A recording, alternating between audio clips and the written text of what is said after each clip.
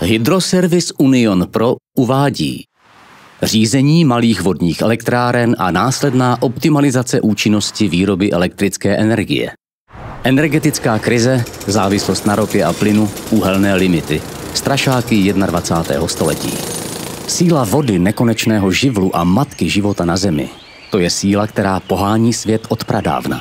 Jsme na začátku éry, která po vzoru našich předků zdroje využívá a bez poškození zase vrací přírodě. Malá vodní elektrárna je přirozeným a ekologickým zdrojem energie. Pracuje automatizovaně a díky garanci výkupních cen přináší stabilní a jistý ekonomický příjem. A aby byly příjmy co nejvyšší, je potřeba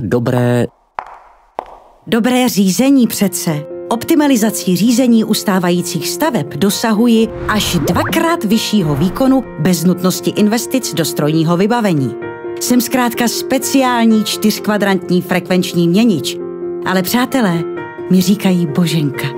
Boženku můžete zaměstnat na plný úvazek. Máte potom tu nejlepší manažerku takzvaně in-house.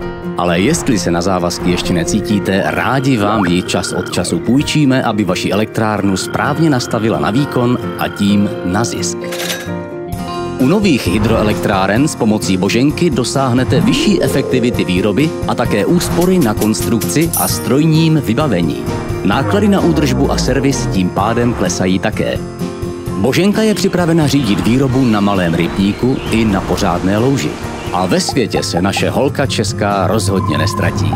Řídit výkon a optimalizovat výrobu umí všude tam, kde teče voda.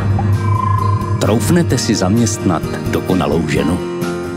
www.h-union.cz